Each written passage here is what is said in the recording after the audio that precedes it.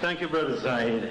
Sister Imani backed out to me, but Brother Kwame, I want you to know, Sister Imani came to me very quietly and said, there is no chairman in the party, there is collective leadership. So I stand here very humbly in the presence of the sisters to say, collective leadership. Now that I've corrected that, I know you're waiting for the brother, but if I don't do this, Zaid will get me. In Greenwood, Mississippi, in 1966, his brother said, Black Power, and what happened? Are we going to say it? What is it? This is embarrassing. Black Power! Come on, give it up! Black Power! You want the brother? Black Power! Black Power! Black Power! Black Power! Black Power! Black Power! Black Power! Black Power! Black Power!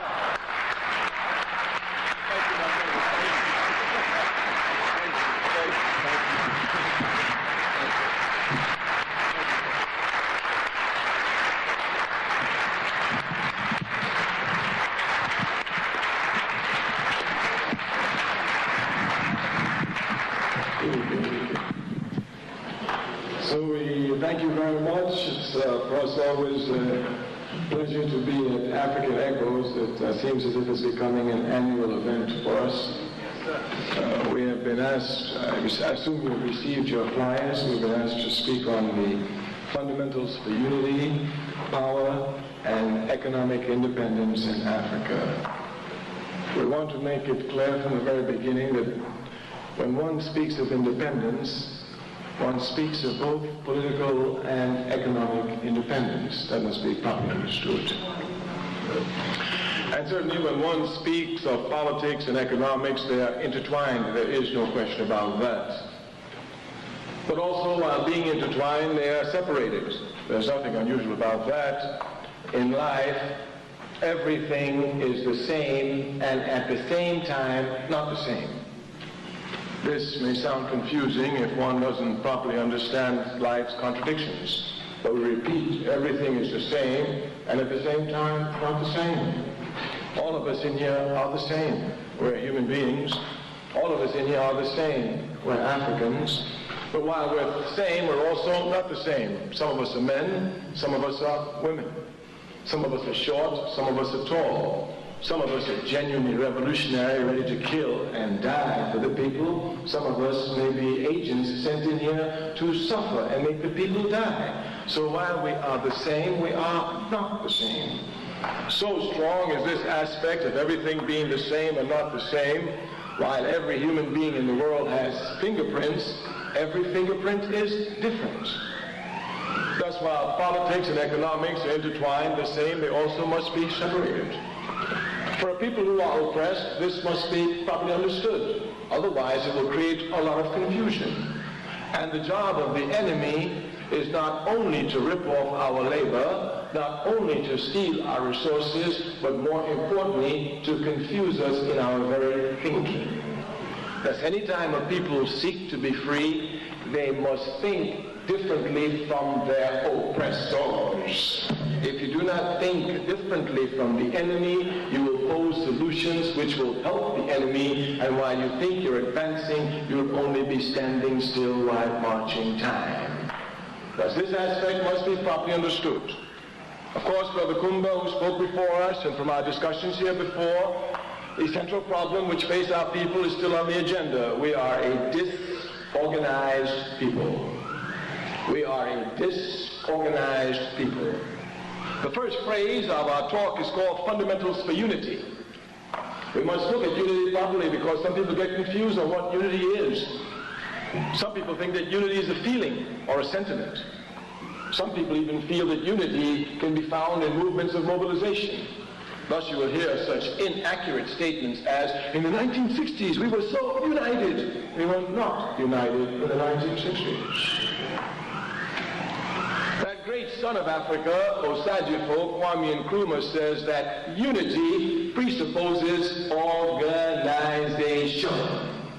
Simply put, a people cannot be united unless they are organized. Thus, anytime one speaks of unity, one must speak of organization. And if there is no organization, there is no unity at all. Of course, there may be fragments of it, aspects of it. Of course, when we come to speak about our people's struggle, we must look at our people and their struggle. We must not listen to the interpretations from those outside. We must not even take facts from the outside, but we must look precisely at the struggles of our people. This will give us the directions. Let me give you an example. We know that all people who are oppressed will struggle for their liberation. It is a scientific law that wherever there is oppression, there is resistance. Or, in cold science, for every action, there has to be a reaction. So once the people are oppressed, there must be a reaction, resistance to the oppression. This resistance is constant, even if you cannot see it with the naked eye. A brother the other day, same age as I, we were speaking in Baltimore, Maryland.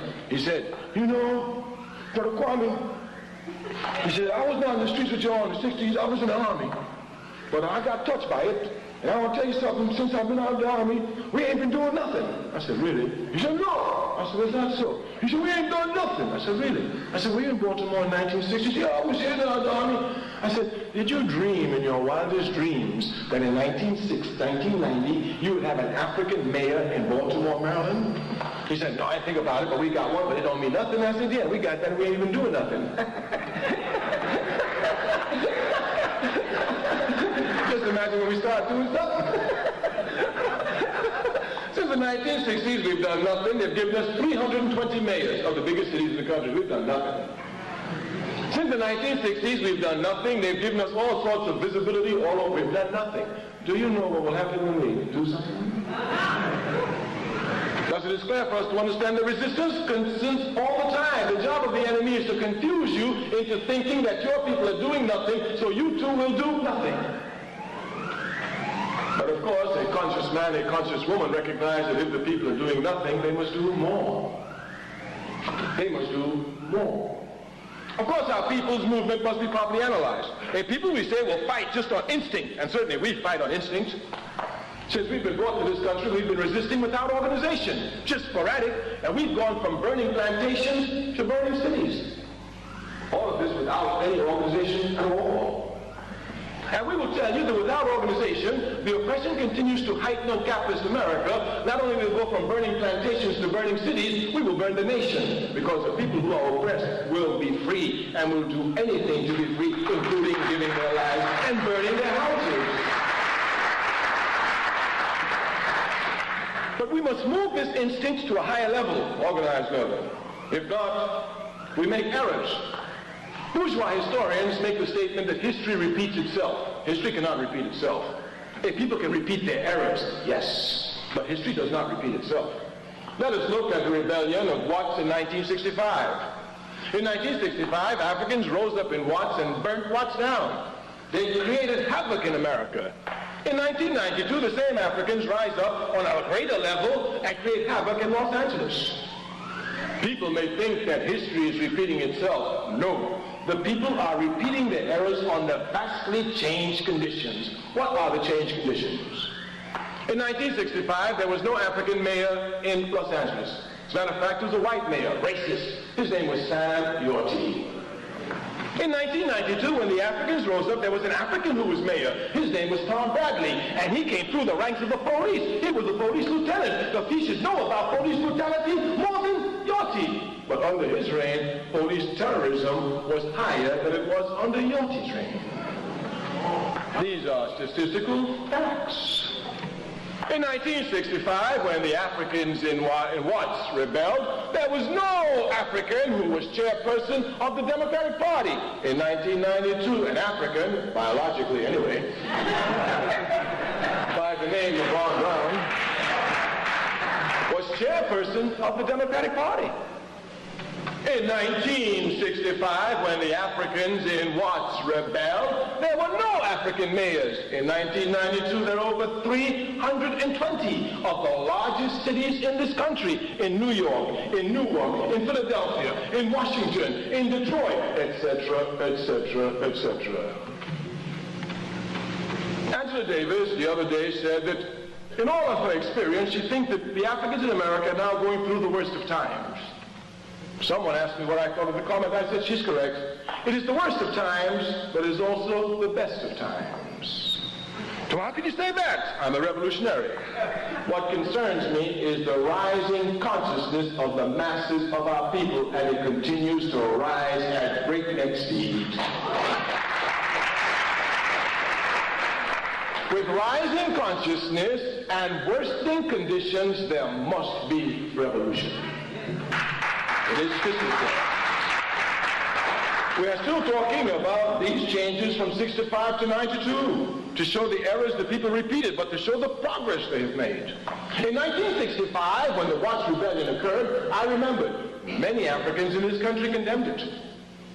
Many from what they call modern organizations came before the television cameras and said, these are criminals and animals, they're spoiling the race, they're just going crazy, they're looters, they have nothing to do with political programs. They condemned them. But in 1992, they couldn't find one African to condemn the rebellion in Los Angeles. We said we must look at our people and see their movement. From 1965 to 1992, whether we like it or not, we must admit that certain reforms were made in the American capitalist system. Certainly, when the Africans rebelled in Watts in 1965, none of them even conceived that we would have 320 mayors in 1992. It was beyond their wildest imagination.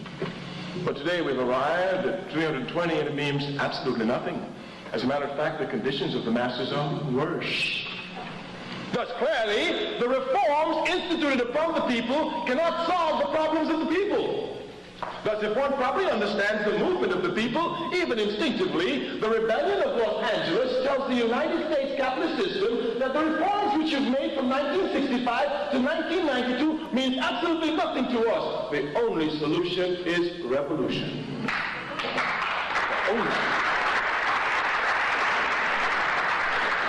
Of course, if you do not understand your people's movement, you will think that they just jumped up. You will not see progressively the movement towards it. If all these reforms, the conditions get worse, and these reforms means absolutely nothing. Therefore, the objective conditions of the rebellion of April in Los Angeles told the entire world that Africans have been put now on the path of violent confrontation to make revolution in America as is the only solution. These are the progressive aspects. Of course, the error is clear. What was the error of the people? In 1965, we were not organized. In 1992, we're still not organized. This then is the error. Everything changes all the time, but men and women have a responsibility to become an active agent, especially in social change, for the benefit of humanity. Indeed, since 1965 to 1992, if you've been doing nothing for your people to help advance the unity of the people, then you must be blamed for the repetitive error of our people in Los Angeles in 1992. It must be properly understood. And Nkrumah says, unity presupposes organization. Of course, we have fragments of unity. That's why we who understand the people know that we'll be united. Our people have unity of action. We lack unity of thought. As a people, we have great unity of action that sometimes shocks and surprises us ourselves. But we lack completely and totally any aspect of unity of thought. One must come and understand this properly. In the first place, a people may come together and fight together for things they're against. It doesn't mean that they're all for the same thing. One must not get confused here. The independence struggle in Africa can be most destructive. Africans were oppressed by all the European colonial powers, France, Belgium, Portugal, Italy, Spain, etc., etc. Africans in the 1950s, thanks to the World War II, which weakened the struggle of Hitler, which weakened England, which weakened France, which weakened Portugal, which weakened all the colonial systems, allowed the Africans the opportunity to rise up for independence. One must understand properly the historical movement. The positive aspect of Hitler was that he weakened all our enemies. And when he weakened them, we just walked right up and started to knock them down to take independence. Of course, all the Africans who came together wanted the British out. Put them out, put them out. They wanted the French out, put the white man out. But not all of them wanted the same thing. Some wanted the white man out to take the white man's place so they can continue to exploit Africans. Some wanted the imperialists out so that they could create a system, a just system among Africans where there'll be no exploitation of one by the other. But simply because you're against something doesn't mean that you're all for the same thing. And this must be properly brought home to us. When the people come to fight a revolutionary struggle, they don't react against the enemy. I hate capitalism. I hate American imperialism. But I don't hate it just because I'm full of hate. I love my people. And anything that messes with my people, I'll destroy without pity and without mercy. But consequently, our hatred for this system is not against the system, but it's for what we are for. Consequently, it is what you are for that will give you purpose of unity. Unity of action is powerful among us. I'm a revolutionary. Since I've been an early youth, I've been planning rebellions in this country. Last Friday night, with Gloria Richardson of Cambridge, I reported to her. We used to plan rebellions. That's right. When Dr. King was talking nonviolence, we'd walk right there. The cameras were there, we'd be nonviolent. When the cameras turned off, we'd be busting caps. That's right. And so we use nonviolence to create rebellions. If you look throughout this country, you would see in Cambridge, Maryland, a nonviolent movement. Rebellions were created. SNCC was running the project. If you look, Nashville, Tennessee, nonviolent organization. SNCC was running it. Rebellions. If you would look, and organizing rebellions is my job. And now in Africa, it's even on a bigger scale. But I promise you that if any of you gave me the task of organizing a rebellion in Los Angeles, it would throw me. I have to take a great deal of time here, and anyone who's conscious and knows that in order to be free, people must rebel, and we've been doing scientific study in this. If we ask you now, organize a rebellion in Los Angeles, it'll be extremely difficult. But these Africans can jump up overnight without thinking about it and do it. Let's get it on. Unity of action so strong that they bring the very United States Army and his head punk, Powell, who went to Baghdad, to come back to Los Angeles. To make a rebellion is not an easy task. To make a rebellion in the most powerful imperialist country in the world is not an easy task. Yet Africans can do it overnight without thinking and without planning. Do you know what will happen when Africans come consciously to think and to plan their actions? Because we have unity of action, we lack unity of thought. It is this unity of thought that will bring us confusion now when we come to politics and economics. I've heard many people who come before us to tell us that, you know, our biggest problem is economic. We ain't got no money. That's true. So the only solution now is when we get strong economically. So we got to fight on the economic front. That makes no sense. Here, lack of analysis is clear. We do not deny that the basic problem of the Africans is economic. That is to say, our continent, Africa, is being raped, and the labor of our people is raped everywhere. But the solution is not economic. The solution in the first step is political. The solution in the first step is political. Matter of fact, if you were to just take a cursory glance at our struggle, you would see that Africa is really not poor. They just make nonsense. Africa is the richest continent on the face of the earth. The richest. Only trouble is that we do not control our wealth. The wealth is controlled by others who are non-Africans who use that wealth to further exploit us. That's not we're not poor. We just do not control the politics of our continent. Man told me Africans in America are poor. I told him, no, they're not poor. Yeah, we're poor. No. These Africans are not poor. If every African in America, when every African in America becomes conscious, and even when every African in America gives nothing but 5 cents a week to a common economic pot, we will have enough money to solve all the problems we have. We are not poor. We are poorly organized. This aspect then must be driven home carefully. Kwame Nkrumah said it best. Seek ye first the political kingdom, said Nkrumah. Once you have that, all else will fall in place. This problem of seeking the political solution as the first aspect of the proper answer to economic independence, we said must be properly understood. Even with the little reforms that we've had in the United States of America since 1965, you will see that this bourgeoisie that they are creating in Africa is a result of the political power that mayors have as powerless as they are. Because this advancement, of course, comes just from them. It is a result of the political movement that advances them. When you see a basketball player getting $1 million today, don't think that it was economics that put him there. It's a political struggle that caused the concession by the enemy to confuse us. When you see any African today making a lot of money, don't think they make money because of the political movements of the masses. Thus, this understanding that politics must come first before we speak of economic must be properly born into our minds. Not only that, if you are not properly politically organized, not knowing what to do with your resources, if you get the resources, you can stupidly spend them. I'm certain, for example, many people are asking for reparations. Brother asked me, what do you think about reparations? I said, well, it's a good idea, I guess, but you know, before we get it, we got to be organized. He said, why? I said, because if they gave us the money today, we will waste it on curlies and smoke.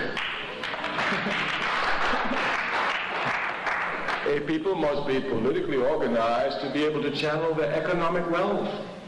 Secretary says it best. She says, we as Africans must not do the politics of our economics, but the economics of our politics. It's a very serious statement. Most Africans who speak about freedom talk about doing the economics of their politics, and most of them, when they talk about getting some money, are actually talking about getting a piece of the pie. They know the American pie is distributed unequally. That doesn't bother them. Only thing bothers them is they're not getting a piece of the big slice. So if they can get a bigger slice and everybody else has got a poorer slice, that's their problem. They will think they've advanced. And even if you would look since the 60s, all the economic advancement of these people, what has it benefited the masses of our people? Absolutely nothing. All these millionaires we have that we hear about, they're here, they're there, they're everywhere, they're doing this. What has it benefited the masses? This is because we do not, again, properly understand politically. We allow the enemy to define us even economically. And that's what the enemy does, is to confuse us. No African anywhere in the world, and if you don't know the world, you know America, no African in America has ever advanced on their own individual struggle. It is always mass struggle that produces individual advancement in this country. You cannot show me one. Not David Dinkins. David Dinkins didn't become mayor because he's a good politician. He became mayor because the Africans in this country sweated, bled for political pressure, and concessions had to be made. Thus, when you see David Dinkins advance, you must not think that this is an individual advancement. You must not think, thank you. You must not think that this is he who did it by himself. He's there as a result of mass struggle. What the system wishes to tell us is that the advancement is being made, and we're supposed to believe that this mass struggle, which leads to individual advancement, is supposed to satisfy us. The only indicator of progress comes from mass struggle. Thus, the only indicator is mass advancement. Simply put, for us as a people, unless the masses progress, there is no progress at all.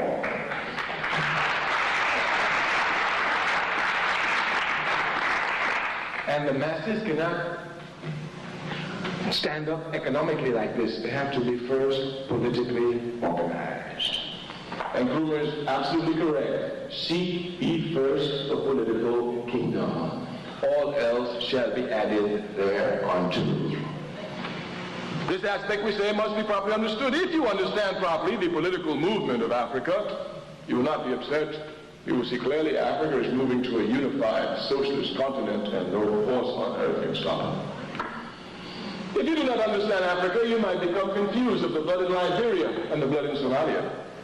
But we who understand life know that no advancement of humanity had ever occurred since man and woman first appeared on the face of the earth without the shedding of blood. This is a fact. We may not like it, but it's a fact. So strong is this that Jesus Christ himself is able to say, there shall be no redemptions of sins without the shedding of blood. Consequently, the spilling of blood does not upset a revolutionary, just like it doesn't upset a doctor. When you come and you're bleeding, a doctor doesn't get upset. He just looks properly, see where you're bleeding, how to stop the bleeding, and move it on. As revolutionaries, when we see blood, we don't get upset. We just see how to use this blood to advance the struggle. That's all.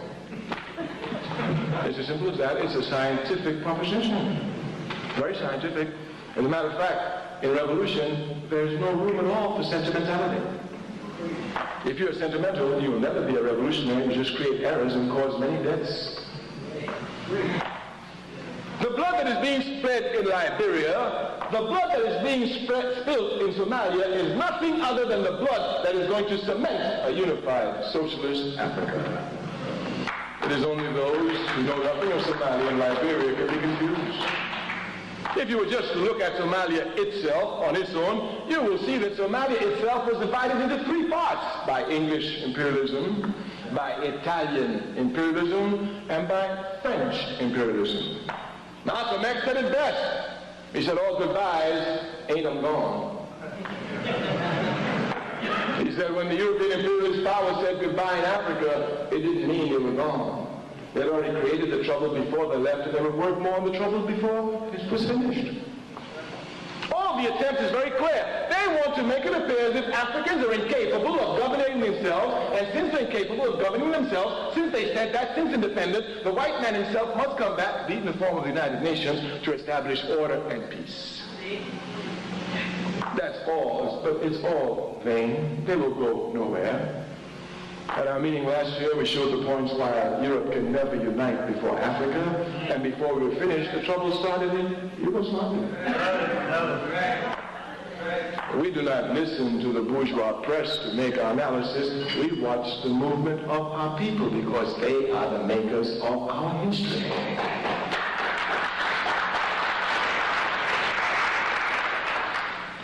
If you would look even at the reports of Somalia, these gang lords, these clans, they're not fighting to stay in the areas. Each of them is fighting to control all of Somalia.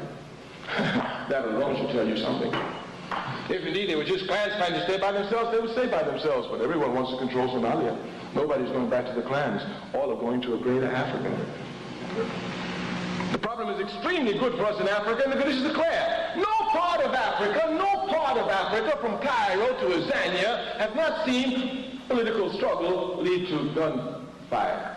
Every part of Africa has already examined gunfire as a means to arrive at political power. Thus in America, people are confused about politics and the gun. They think they should be separated. But in Africa, every peasant knows today that the gun and politics equals one and the same. They are more advanced than the people in America. They are far more advanced. The problem isn't to disarm Africa. Pope is correct. Put a gun in everybody's hand, Jack, and the problem will be regulated. Every time they disarm the people. Why do you want to disarm the people? Why? In Guinea, when we had a socialist government, and when we overthrow the military regime, which we will do before this year is out, we will put guns back into the hand of everyone. When everybody have a gun, that stuff don't go nowhere. If you look, massacres only occur with those who have guns and those who do not have guns. That's where your massacres are.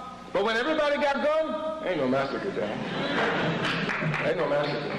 It's even Steven.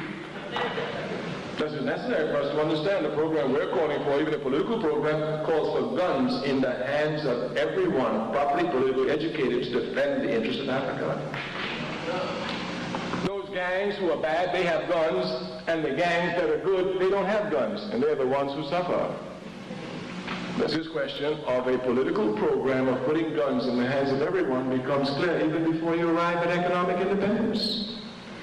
Those who speak of economic independence really think that we're going to push and scream with the capitalist system and they're going to give us some of what we're supposed to get and everything will go there. Sometimes you have to destroy the entire country when you fight for liberation. Haiti becomes extremely instructive here. In 1803, Haiti was the most democratic country in the world. Very well. So many people are always giving us Africans lessons on democracy. Can you dig that? In 1803, Haiti was the only country in the world that did not allow slavery. The only one. It was the most democratic country in the world. And for this price of democracy, Haiti bled tremendously. It had to fight the French. It had to fight the Portuguese. It had to fight the Spanish. It had to fight the British. It had to stop the mechanisms of Americans until 1915 when they finally put their heels on there and recolonized Haiti. But if you will look at the Haitian struggle, we say it's instructive. When the Haitians decided to take the island of Haiti and to destroy slavery once and for all, the French were then dominating Haiti. Napoleon was then the lord of Europe. His armies had swept through Europe. When he heard these little slaves in Haiti were trying to question his power, he sent his very brother-in-law to go and crush these slaves. They came in big ships, the French. The slaves in Haiti watched. as the ship circled and came, they waited. And when it became really clear that the French troops were actually going to come onto Haiti, the first order that was given to the revolution was burn the entire island to a crisp. And the first thing that was done in the Haitian Revolution was all the crops were burned, everything was burned, nothing but the ashes were left, and then they said to the French, come, let us tango here, because it's a life or death struggle.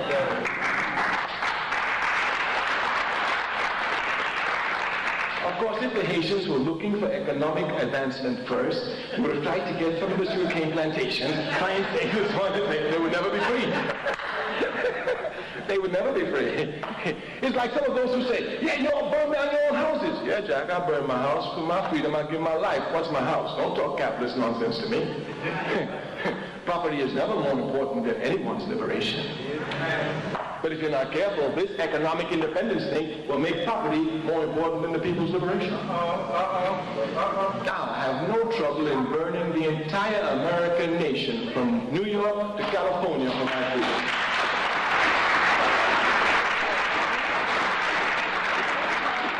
We say, as Secretary told the French in 1956, as for us, we would rather be poor and free than be rich and enslaved. Well, do you know some Africans in America, to be rich and enslaved? Well, that's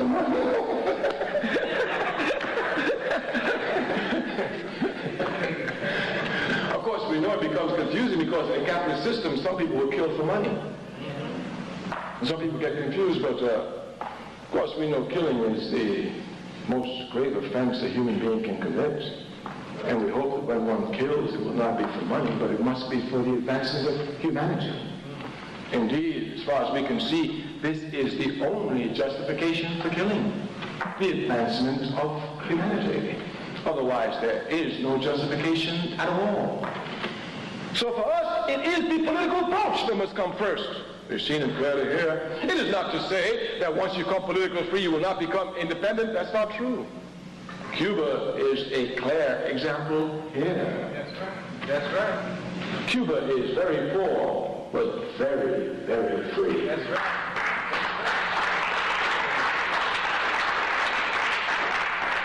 South Korea is richer than Cuba, but they are under the heel of American imperialism.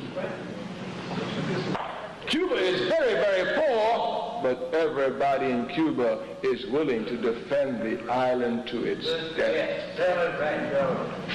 American capitalism will confuse you. They say all the time, oh, Cuba is so poor, we'll get them. You don't know nothing, Jack. The Vietnamese whoop them on one bowl of rice a day. They really don't think the Cubans going to do it on half a bowl. As a matter of fact, the poorer a people are, the more determined is their struggle. Get a rich man on the front line who's got a big house, good car, all this. Get a poor man who ain't got nothing. See who fight the hardest. The poor man ain't got nothing to lose at all. And if you want to fight and you're still looking at, you know, we be careful, we did this building, why, you wouldn't blow the building up. You know what I'm saying? You be trying to save the building, and that's where the enemy waiting for you. You say, oh, you got the building. They shoot you down. If you bomb the building, all the enemy be dead. You'll be free. So this question of economics and politics must be properly understood because it is thoroughly confused among us. Man told me the other day, he said, well, you know, to find analysis, you need money to do everything. I told him, that's true. He said, and if you ain't got money in organizations, you can't do nothing. I said, that's true, too. I said, but you know, as a young boy, I always worked for the poorest organization in my people. Matter of fact, when I used to walk into organizations and they were rich, I walked out quickly. They can't represent my people. Where are they getting the money from? When I walk into organizations, they ain't got no money. That's what I learned. Because this is one that truly represents the people. But how can we as the poor people come to talk about economic independence? How are we going to do it? We're not politically organized. We cannot collectively pool our resources. Because we're not politically organized, how are we going to get economics? From where will we get it? Of course, the petty bourgeois element in our community, they can get it quickly and confuse us and let us think that there is advancement. We spend a lot of time on this point because we want it to be seriously driven home. For us, we must have first political organization. When we have political organization, then as a force, we can move economically. Let me just give you some simple examples. The NAACP is very weak. in New York, in New Jersey, throughout the country. But I will bet you this, if in New York City, 1 million Africans joined the NAACP and were active members. I don't mean card-carrying life membership members. I mean active members going to weekly meetings like they go to work every day for the capitalist system. I mean going to weekly meetings like they go to church every Sunday. I mean going to weekly meetings. I bet you when the NAACP speaks in New York, the capitalist system would listen. It is political organization that we lack. And it's only political organization that can give us what we lack most, unity of thought. Why is this? If you will look at our community, you will find many organizations. Each of them propose a different solution. If you look at the NAACP, it does not propose the same solution as the Urban League. If you will look at the Nation of Islam, it does not propose the same solution as the All African People's Revolutionary Party. If you will look at the Southern Christian Leadership Conference, it does not propose the same solution as the Congress of Racial Equality. As if you will look properly in our community, you will see that the many organizations we have all propose different solutions to arrive at solving the problem. There is nothing wrong with this. As a matter of fact, this is most healthy for a disorganized people. Why? Because these organizations, in fact, reflect the ideas of the unconscious mass, of the unorganized mass. Go among the people who are unorganized, and some will tell you, well, you know, Ben Hooks is the best one for me. Go among the people, and they will tell you, can't nobody do the job like Johnny Jacobs of the Urban League. Go among the people that tell you, no, the only one saying something out here, Jack, is Farrakhan. That's the one who's down. You understand? Thus, if you will go among our people, you will find the same divisions reflected in these political goals. We say this is healthy. What is unhealthy is the fact that the masses of the people do not participate in these organizations which they find close to their inclinations or their thinking as the solution to the problem. This is the tragedy. Hear me well. I am saying that if we have 500 organizations in America, and even if these 500 organizations are fighting each other, but we had every organization in America a member of these 500 organizations, we would have advanced greatly. This aspect of organization must be properly understood, political organization. I remember in 1991 we had some meetings with the Crips and the Bloods in Los Angeles. It was the third attempt we had with them to have unity, the third one. That meeting, if I remember correctly, took me about 4 or 5 hours. It was a long meeting, but it was worth it. We achieved the objective. After the meeting, I had to go to a meeting somewhere with some intelligentsia, some of the intelligentsia forces of our struggle. When I got there, I was late, so the man who was with me apologized. I said, oh, Brother Kwame is late. He must excuse us. We were talking to the Crips and Bloods. We finally got a peace treaty with them. Everything is going nice. You know, brother. The man came to me and said, you with the gangs? I said, yes. He said, you with the gangs? I said, yeah. He said, what do you think about them? I said, I think they're good. He said, what? I said, they're organized.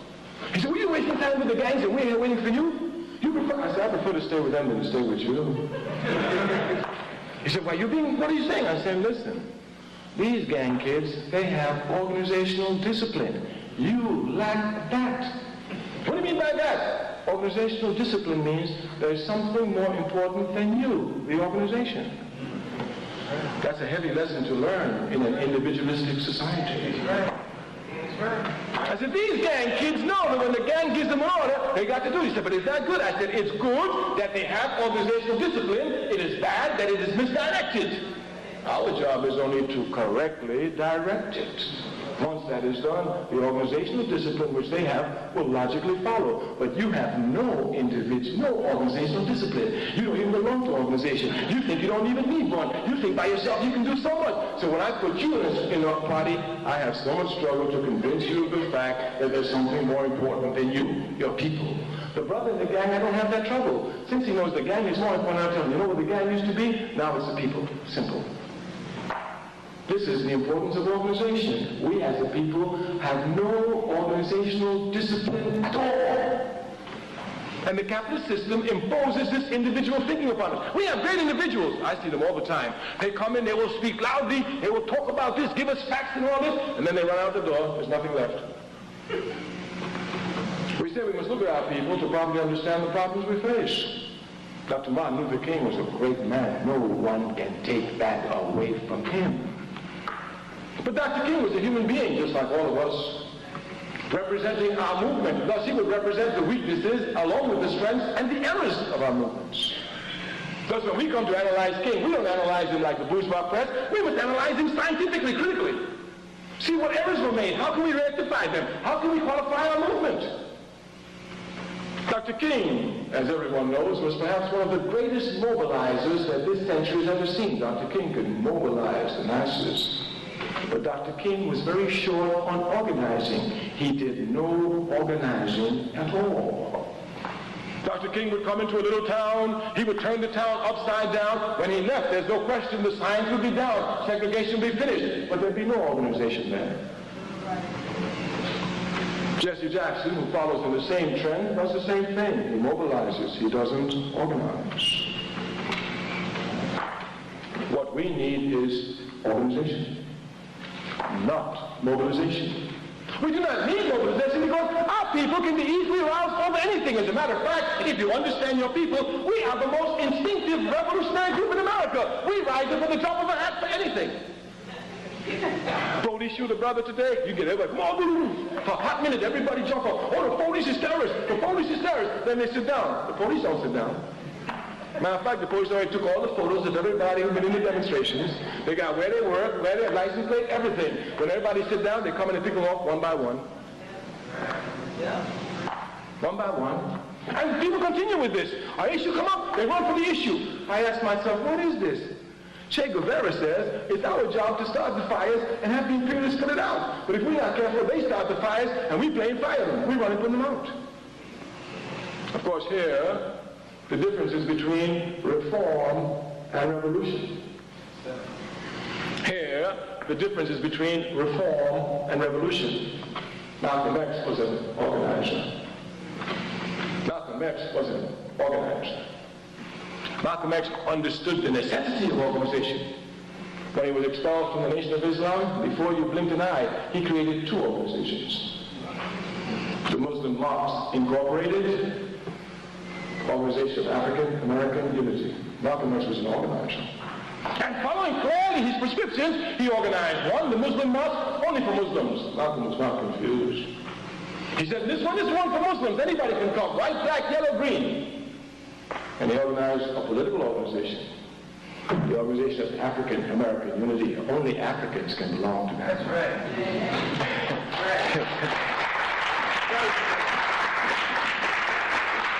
They will tell you, Malcolm changed, Malcolm changed. You let Malcolm change. They will change Malcolm for you, but you must know these people because they represent you. And you must know them not from the outside, but from the struggles of your people. Martin Luther King was poor in organizing. He was very poor organizer. You can see it even from his own history. If my memory serves me correctly, I think it was in 1964 when Martin Luther King tried to become president of the National Baptist Association. Let it be clear to you that Martin Luther King was the most famous Baptist preacher in this country. Jackson, not Jesse Jackson, another Jackson, who was a reactionary, he was head of the National Baptist. Nobody knew him. In the struggle for presidency, if my memory serves it correctly, yes, my memory does serve it correctly, a man was even killed in the struggle, fell off the stage, was killed.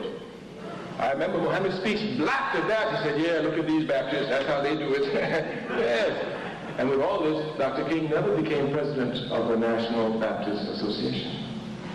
Even though he wanted to be, he never did because he had no organization skills. It wasn't that Dr. King was short on organizing in the sense that he didn't see the importance of it because of his goals in the beginning.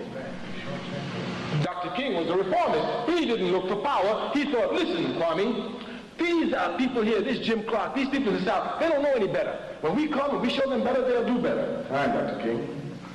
So for him, there's no need to get any big organization or power to take them over. It's just to show them how they've been incorrect, they will become correct, and they can still stay in power. So there's no need here for organization. This is a fact. In fact, this is Dr. King's approach. If you look at the very beginning, Dr. King praised the federal government all the time. When Stick was attacking him, he said, don't do that. He said, Dr. King, these are pigs. They ain't pigs like Jim Clark. No, there's a difference here. Because the federal will come here and clean up the local. He actually believed that. Of course, he corrected the error. Before he died, he was going for the government straight on his poor people's campaign. And the die had already been cast. with the Vietnam War, because when he came out against Vietnam, J. Edgar Hoover said, I told you he was a communist. Now he got to be killed. So King himself was progressing, but before he could progress to become properly an organizer to correct the errors that he corrected, that is to say, oh, it's not a moral question, it's really a question of power, and we need an organization to seize power, not moral struggle to influence those in power. Of course, by that time he was assassinated. Malcolm X, we said, was an organizer, but Malcolm X was assassinated when he just started to build organizations. The enemy does not sleep. The enemy knew that if they let Malcolm X get this organization off the ground, they will never be able to stop that. So Malcolm X was just at the beginning of organizations when they hit him. It must be instructive to all of us, at least it was instructive to me. When I was expelled from the Student Nonviolent Coordinating Committee, I looked around and said, uh-oh. I said, look at this. Well. But of course, being an organizer, always kept my ear to the ground, and I've always known as an organizer, me by myself, I can't do nothing.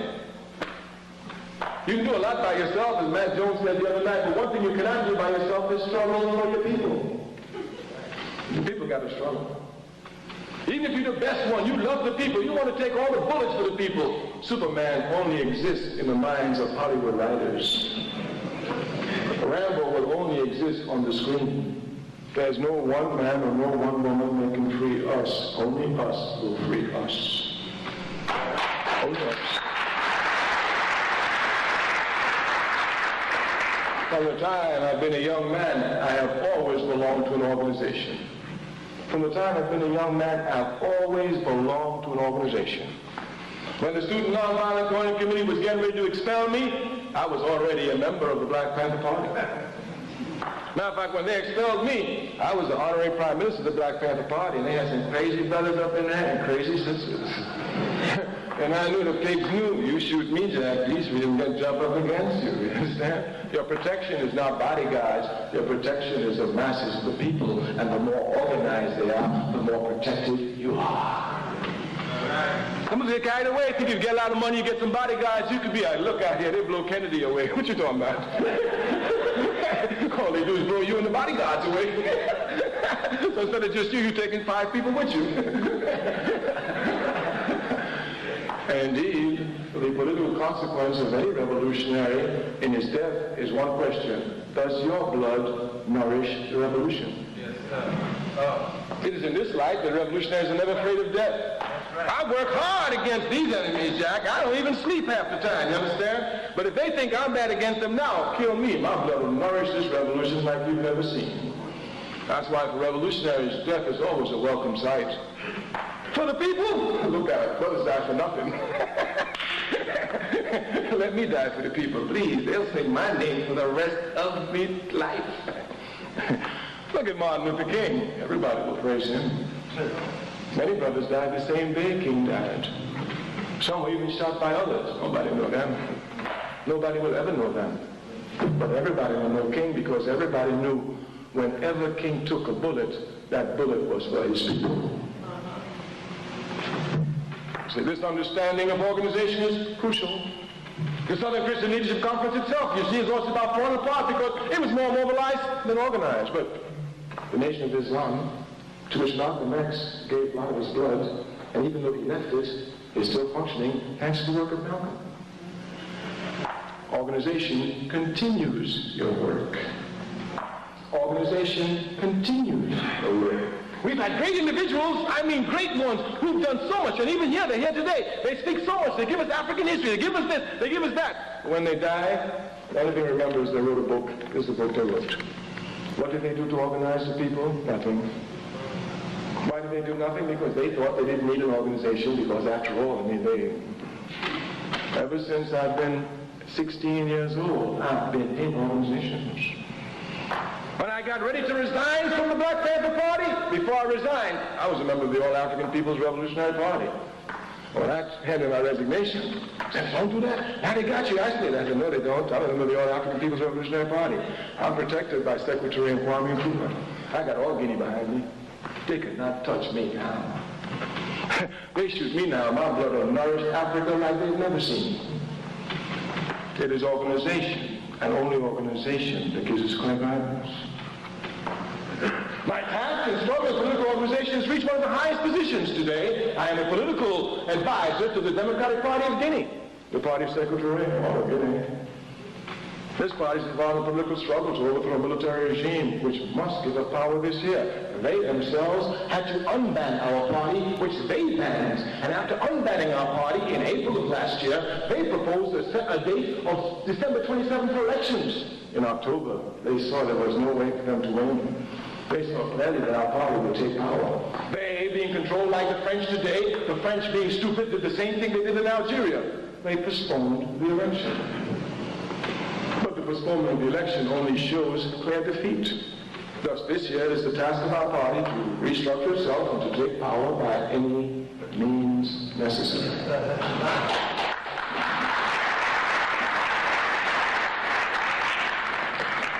Organization. Thus, first to have the fundamentals for unity, power, economic independence in Africa, we must have political organization. Now, this political organization is clear. If you will look throughout the world, scientifically speaking, at political organizations, you will find outside of Africa, all political parties are vanguard parties. A vanguard party is a party which takes a small percentage of the society, the most conscious. They become to the party and they work for the people. Africa has presented to the world the mass party. The mass party says everybody in the country has a responsibility to the country and must be doing something political. The other day when talking to a journalist, I said, I'm for forcing people to get into political organizations. He said, you're going to force people to get into political organizations? I said, oh yeah. He said, you're going to just do that? I said, do you force them to go to school? Do you not have compulsory education? Do you not force them to pay taxes?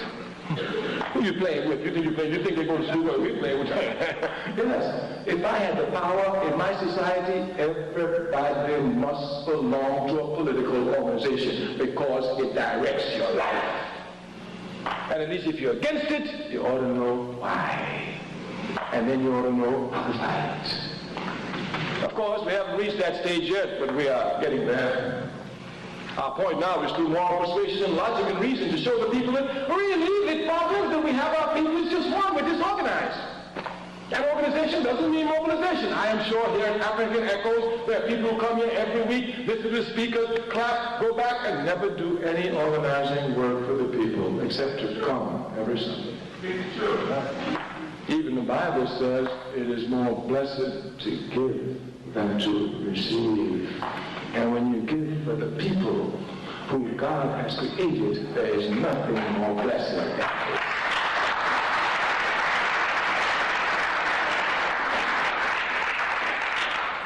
We said in order to be unity, there must be organization. And the organization says give you political thought. It does. If you're a member of the Nation of Islam, and you're a member of the Nation of Islam, and I ask you certain questions, you respond differently. If you're a member of the Nation of Islam, and I ask you, do you think that all of us should be integrated in the American capitalist system? You say yes. If you're a member of the Nation of Islam, no, we got to separate. You won't even let me finish. You're a member, no, sir. Honorable Muhammad says we must separate. Allah Akbar. Yes. Thus, the organization gives you political thought, even if you're unaware of it. But a member of the Urban League will never have the same position as a member of the Nation of Islam on the question of army in the United States of America. One will say join the army, the other will say destroy it. Thus you do get political thought. And you must understand it. What the enemy seeks to stop is to have us get political thought. Because while we have unity of action, we have no thought. And it is thought that must come to help clarify and qualify action. If there's no thought process, the action is the same. Thus from 1965 and once to 1992, there have been no thought process, no universal thought process by the masses, thus the action remains the same. You have a responsibility then to your people. Africa, we tell everyone will be free, unified, and socialist. No force on earth can stop it. Anyone looking at the minds of our people will see this, not confused by the capitalist press, whose job it is to let us believe that we are so unstable, that there's total insecurity in our community. I mean, if you listen to them, you won't go out. And this is their job. Their job is to make each and every one of us the enemy of each and every one of us. So when you walk down the street, you no longer say, hey brother, what's happening? You're afraid, you know. Africa today. The only way this can be combated is through mass political organization. The only way this can be combated is through mass political organization. I think we're about at the conclusion. Fundamentals for unity presupposes organization. Now, we did say one thing, and this is a point we must hammer home. We said that when you think, you must think differently from the enemy. The confusion is here. Many Africans in America actually think, and even some who call themselves revolutionary and Marxist-Leninists say that we Africans in America have the same culture like other people in America. And they say it. This is a great error. This causes a great deal of confusion. Secretary says, à chaque peuple sa culture. Every people have their culture. As a matter of fact, our culture has been in conflict with the American capitalist culture and continues to be and will be until we destroy it. If you're not thinking clearly about your culture, you'll make big errors. I'll give you an example. People have a problem with gay rights and gay and lesbian rights. Man the other said, you know, how come I hear you speak? I never hear you speak about gay and lesbian rights. I said, that's right.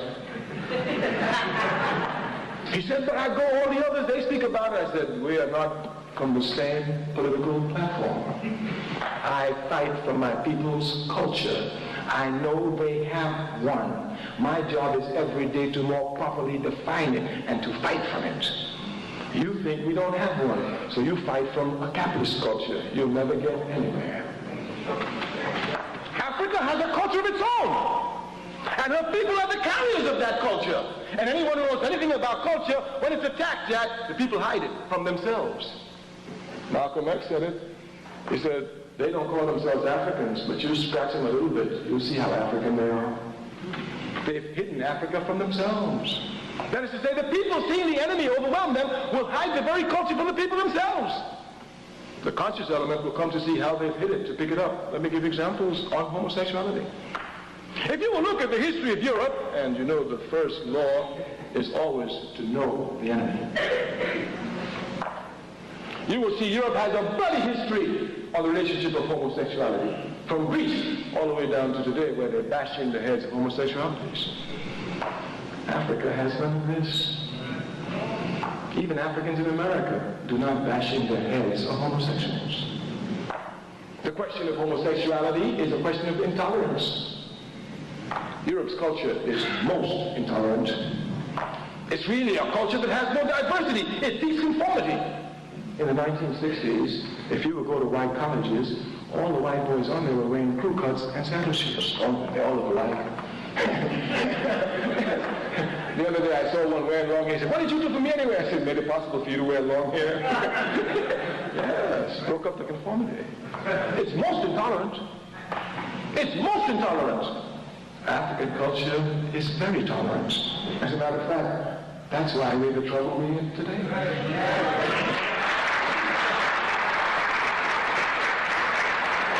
I remember as a young tough in Harlem, I used to go to the Audubon Ballroom when Malcolm was assassinated. I used to go to Rockland Palace, and if my memory serves me correctly, it used to happen in April. It still happens. All the homosexuals in the African community, and they put up signs, and I see them now. They have a big transvestite ball.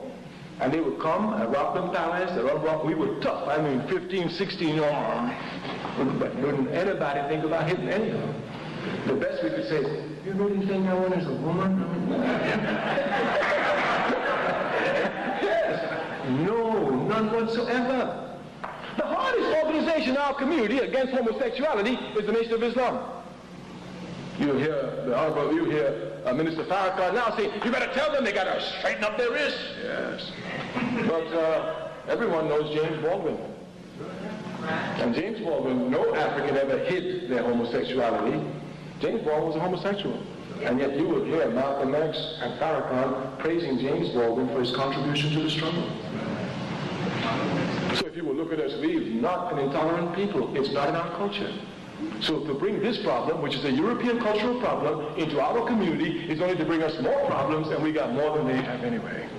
So I told the man, I'm very sorry. This is not a problem for our culture. It is a problem for your culture, and we can help and give you tactics and strategies on how to raise civil disobedience, because we are experts at that. Just to give you examples, one more. All women are oppressed everywhere.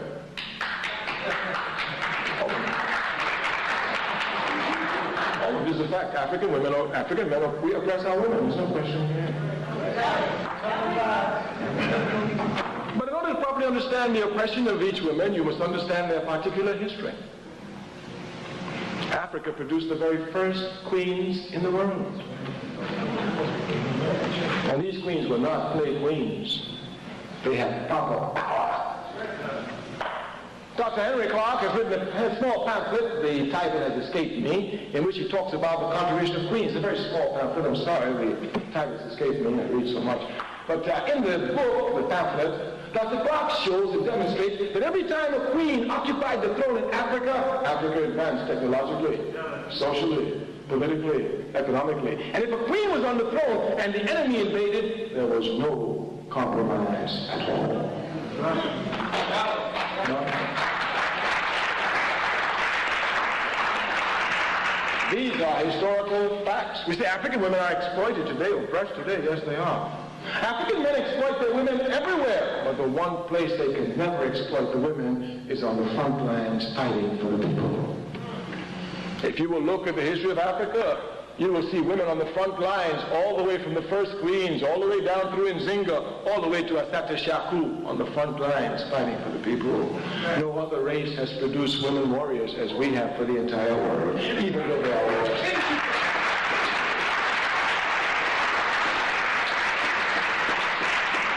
I heard much nonsense about the 60s from those who've done nothing but write books. Chinese say, no participation, no right to... Thank you. No participation, no right to speak. If you haven't participated in something, really you can't speak about it, because what you observe and what you see and what is not the same thing. I've heard them say that women play no role in the struggle. How could they say that about us? Say that women are oppressed. Yes, our women are oppressed. But to say that our women play no role in the struggle, sure, nobody knows what they're talking about. As a matter of fact, they talk about the 60s. Martin Luther King got up because the woman sat down. Rosa Parks. It was Rosa Parks that put us on our feet. Where'd they come from? It was Rosa Parks. And Rosa Parks wasn't just some little seamstress. She was an organizer, secretary for the movement of the NAACP. She's an organizer. People say the worst organization out there was a student nonviolent committee. It was founded by a woman, Ella Baker. When I was chairperson of STID, my position was the most public, but the most powerful position was the executive secretary. It was held by a woman, Ruby Doris Smith Robinson. Just because you don't know your history and you don't know your culture, you shouldn't respond. If you're ignorant, you should seek knowledge before you answer. And the people, Africans, we know nothing about our struggle. It's these interpretations brought to us that we repeat like a parrot without knowing anything. Even the Black Panther Party, which they speak about, people didn't know that Elaine Brown, a woman, was chairperson of the party. And anyone who knows anything about the history knows that the most militant segment of the Black Panther Party was the Black Liberation Army. And everyone knows it was led by a woman, Asante Shakur. Even if they didn't know it, the police knew it. Because the police used to say everywhere, we got to get her because she's the soul of the liberation. Once we get her, she's finished. They're finished. That's what they said. And once they arrested her, they thought she was finished. But they arrested her sister, and brothers risked their lives to go into the jail, break her out, to go out of prison.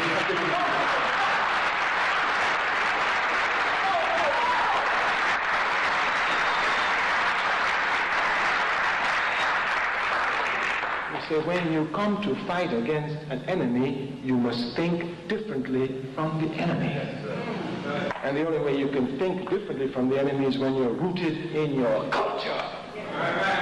When you are proud of your culture, and when you properly understand that the struggle here is really a cultural struggle. Because in the final analysis, all struggles are struggles of ideas, and all ideas come from the given culture in which they find themselves.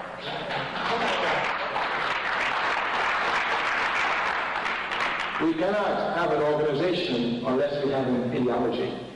And all organizations have them. Fraternities have them, sororities have them, churches have them, social clubs, everyone has them. America has it. It may be defined to you, or it may not be defined, but it has it. If Clinton comes today and says, all right, we're going to Baghdad, pick up your guns, people who believe in the American capitalist system instinctively will pick up their guns and march to Baghdad. They may not even know why, but it's the ideology that drives them there. If you're a Christian, a true Christian, you will not cheat. You may not know why you do not cheat, but it's because if you're a true Christian, I don't know about a jive Christian. I don't know about a jive Christian, I don't know about a serious Christian. You know, one who really follows what they say they follow. I mean, you couldn't cheat. The reason you can't cheat is because the ideology of Christianity imposes itself upon you. Thus, for us to have organization, we must have ideology. Our party has been clear. We fought many battles in this since the 1960s. We've been telling them Marxism-Leninism is a good ideology, but it comes out of the culture of Europe. It cannot be good for us. They call us racist. They call us narrow nationalists. They call us chauvinists. Could you imagine that? We ain't got no power. We got all these big names. No power at all, you understand? We told them clearly it cannot be. Because the culture of Africa is different from the culture of Europe, as it's different from the culture of China. Doesn't mean in hostility too, just different. Woman is different from man. Doesn't mean hostile too. Only the social conditions make it so. Your ideology must come from your culture. It's only when your ideology comes from your culture that you begin to think differently from the enemy that you can really move. If you're thinking the same way the enemy is thinking, the enemy's solutions become your solution. Just you end up by saying, yeah, America's a great country and, you know, well, it's a little bit racist, but, you know, after all. But if you think from your people's struggle, and you know that your people are the victims of racism, have been, always will be, you say, as long as America remains racist, I've got to destroy it. You say you must think from your people's culture. Thus, to have fundamentals of unity, we must have an African ideology. Because unity presupposes organization. And unless the organization is guided by African thought, hear me well, which is a result of African actions, hear me well, there will be nothing but confusion. And we repeat, the only way we'll be free is when we first conquer the political kingdom. And we give the proposal that this conquering must be done by a mass party. Thus, for us, the All-African People's Revolutionary Party, the only way we will solve our problem here as well is when every African belongs to the same political party from South Carolina to Zambia.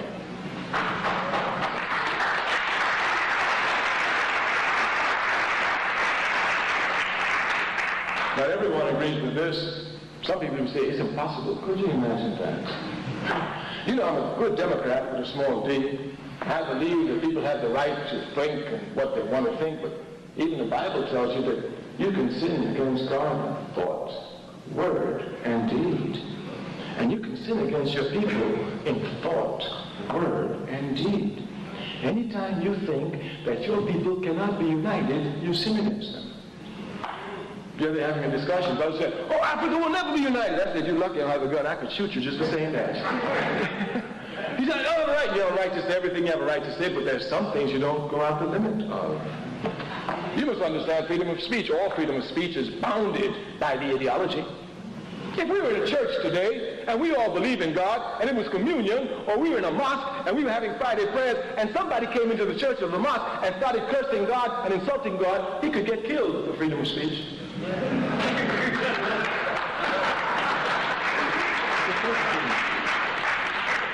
All freedom of speech is bounded by its ideology. If we're having Bible class here, there will never be a discussion of, does God exist? That will never arise.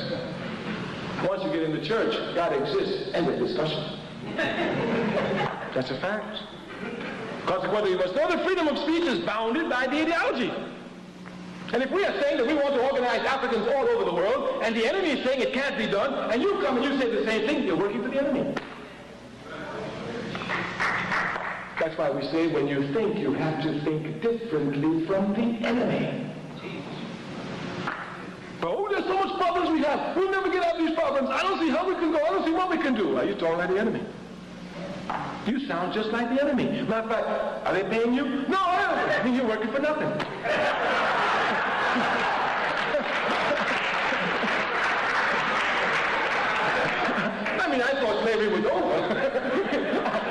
thought today we were slave for a wage. But you're going back to chattel. You ain't even getting no wage. At least if you're a slave today, get a wage. Yes. Yeah. You have to think differently. The only way you can think differently from the enemy is when your culture, which is opposed to the enemy, gives you your ideas and you become the personification of these ideas. Our people will be unified. Africa, we say, no force will stop her from the unification process. The only question you must ask yourself is the one we always pose to all Africans. What contribution will you make to your people's organization process? What contribution will you actively make to the unification process of your people? This contribution must be made in total dialectic opposition to the enemy's thought. American capitalist system teaches us all the time that the real beauty of life, the highest goal in life, is to work, achieve something, and then stop working and enjoy what you've worked for. Just relax. I mean, it gets so terrible that college students, once they graduate from college, don't read books anymore. God, I graduated now, I got my paper. Frederick Douglass said, where there's no struggle, there is no progress. Progress is eternal. Progress is eternal. If progress is eternal, struggle is eternal. Not only is struggle eternal, a conscious man, a conscious woman looks for more struggle every day, because the more struggle you confront, the stronger you become, the more you know, the more confident you are, the better able you are to serve your people. If I'm an eye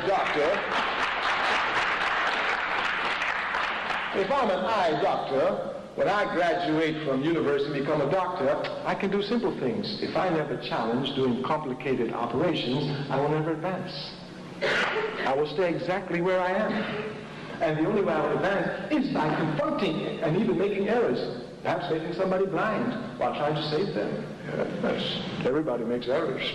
But unless you take that step, you'll never be able to save somebody who's going blind. And maybe after making 3 people blind, you'll be able to save every other patient that comes to you. We say that we must not only look for struggle, but every day we must look for greater struggle, more challenging struggle. If I know 2 plus 2 is 4, unless I struggle with 4 plus 4, I will never know it's 8. I will stay at 2 plus 2. We say you must think directly different from the enemy. But those of us who come to struggle mustn't struggle like the way the enemy tells us. Jump up now, make some struggle, then you'll get a position and sit down and enjoy life. That's what happens. Now, in fact, those who don't struggle get the position of power and say, okay, brothers, everything is cool. I'm the mayor. Relax, I got it covered. We must look for more struggle. To have unity, we must have organization. To have organization, we must have ideology coming from our culture. For us to be united as a mass people, we must have mass organization. Each of us must make our contribution. We repeat, if you don't join our organization, join any organization working for your people's unity. And if you don't find one, make one. One thing is clear, until we're organized, we will not be free. And since we're going to be free, we will be organized. Make your contribution to your people's liberation movement. Thank you.